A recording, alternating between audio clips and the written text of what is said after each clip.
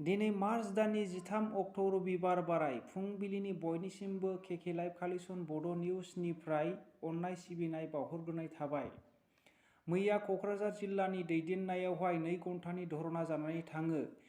बेरलाव-बेथाव ब्रह्मनि बुथारजानायखौ लानानै बिथांमोनहा धरना खालामदोंमोन। बिथांमोनहा बुङो दि बेबायदि सासे फोरोंगिरि समाज सिबिसुला मानसिखौ बुथारनाया मोजां जायाखै।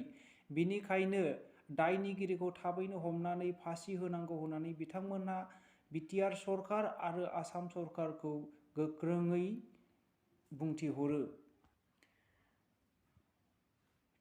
तामुलपुर सेन्ट्रेल इउपिपिएल आरो मुसलपुर ओनसोलनि इउपिपिएल दोलोनि गोदानै बिबान दानाय जादोंमोन। मोनब्रै ब्लकनि थाखाय फारियै Musalpur block, Baganpara block, Dihira block, Kokilabari block.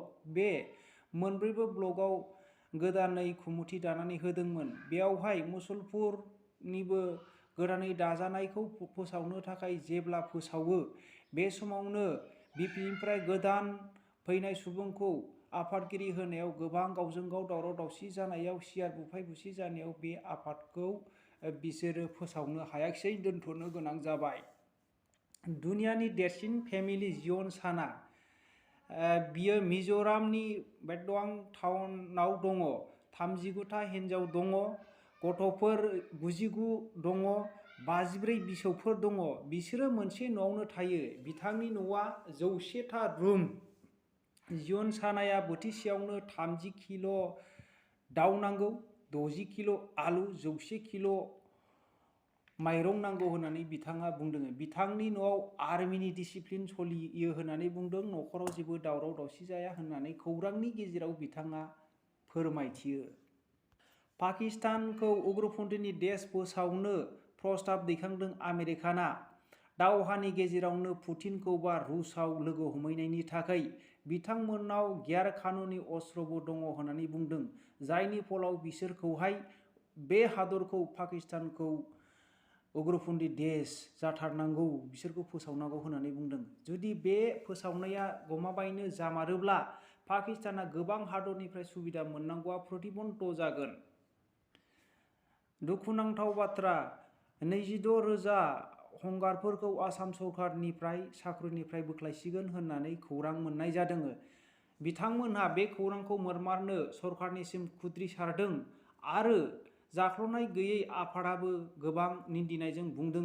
Lakh lakh साख्रि होनो थाखाय आसाम सरकारा गोदै गोदै बाथ्रा बुङो, नाथाय होखानाय दिनै जुदि 26,000सो हंगारफोरखौनो साख्रि गैयै खालामोब्ला बेबायदि खालामनाया मोजां जानाय नङा होननानै बुंदों। बिथांमोननो सानसेयाव 359 आरो दानसेयाव 9,300ल' जाखायो। 13 घन्टा खामानि मावगासेयावबो बेबायदि खालामनाया मोजां जानाय नङा होननानै बिथांमोना खौरांनि गेजेरजों रोखायै बुंथियो। मैया रौनिखाथायाव इउएन एकाडेमिनि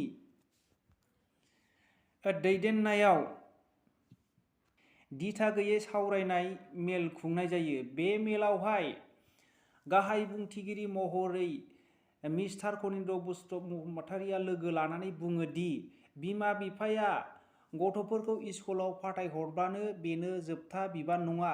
गथ'फोरा जुदि मोजां जानांगौब्ला बिमा-बिफानियावनो गुदि गाहाय बिबान दङ होननानै बुंदों। बिनिखायनो सासे मोजां मानसि दानांगौब्ला, बर' हारिखौ गोख्रों लाखिनांगौब्ला बिमा-बिफायानो सिगां दायथ' दं होननानै बुङो। आरो बे मेलखौ इउएन एकाडेमिनि गाहाय सांग्रां बसुमतारीया दैदेननानै बुङो। देग्लाय बर' बिफानाव 19,910 फरायसाफोर बर' मेट्रिक आनजाद होगोन। बेवहाय गासैखौबो गाहाम हामलायनायजों लोगोसे बिथांमोना गोसो थुलुंगानाय बाथ्राजों बुङो दि कमल कुमार बान्थाखौ बोसोरफ्रोमबो होनाय जायो। गाहामथार रिजाल्ट लाबोनानै बयबो बे बान्थाखौ नाजा होननानै बिथाङा मेलनि गेजेरजों गाहामथारै बयखौबो खावलायो।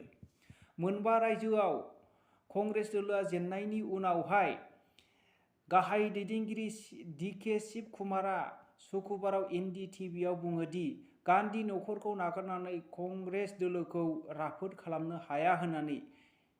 बिनिखायनो जोङो कंग्रेस दोलोखौ कंग्रेसनि नखर बा गान्धी परिबारखौ जोङो हेफाजाब होनांगौ होननानै बिथाङा बुंदों। गाव हले जोबजासे गान्धी परिबारजोंनो दङ होननानै रोखायै खौरांनि गेजेरजों बिथाङा बुङो। रुसनि उप प्रधान मन्त्रि आलेक्जेन्डार नभाल'भआ बुङो दि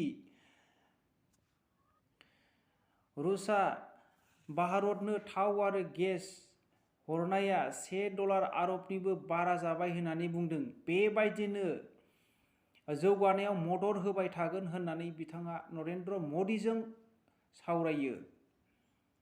इउक्रेननि राष्ट्रपति व्लादिमिर जेलेनस्किया भिडिअ खालामनानै रुसाव फोजावहरदों। रुसनि बिमा बिफानो गाव गावनि फिसाफोरखौ दावहायाव फाथायहरनो नाङा, दैथायहरनो नाङा होननानै भिडिअनि गेजेरजों बुंहरदों।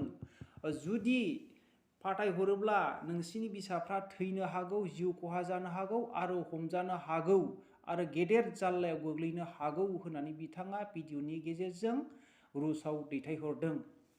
मोनसे गोजोनथाव रादाब, आसाम सरकाराव आसाम एरियायाव कर'ना गैला होननानै मेडिकेल डिपार्टमेन्टनिफ्राय फोसावदों।